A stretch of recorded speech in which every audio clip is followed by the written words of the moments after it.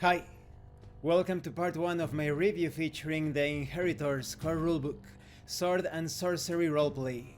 This is a miniatures and terrain agnostic role-playing wargame hybrid that you can play without a game master.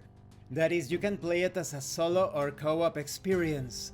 You can also play it with a game master, but I always think with these games, if you already have all of the mechanisms to have a GM-less experience, you should take advantage of those mechanisms. Now let's talk about the quality of the PDF. There are some great things about the quality. When it comes to the writing, the organization, everything is good, well written, organized and explained. The document has bookmarks and hyperlinks. There are even some hyperlinks at the bottom of the pages, so it's going to be quite easy to navigate the entire PDF. However, the bookmarks and hyperlinks are not as extensive as I would have preferred. That is, you have hyperlinks and bookmarks that take you to various sections, but there are also many subsections that are not bookmarked nor hyperlinked, so I think that could have been an improvement. Now the illustrations, the graphic design, everything looks great, awesome, quite dark fantasy, perhaps you could even say grimdark. Some of the art is AI generated art. Some of the other art pieces are created by humans.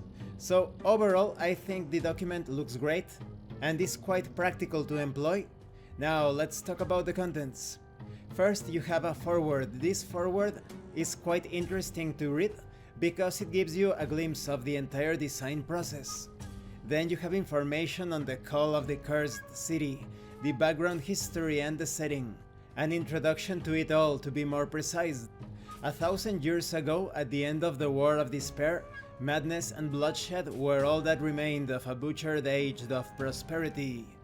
Under the cruel hand of a necromancer known as the Black Crown, the free lands were decimated until the tyrant was defeated. But from the necromancer's dying flesh rose a great miasma that blanketed the mortal realms. This fog or miasma was referred to as the Bane. Centuries passed before the Bane began to dissipate. The ruins of old half-forgotten kingdoms and cities now lie at the periphery, still festering with chimeric beasts. Deep divisions have broken the union between the mortal races.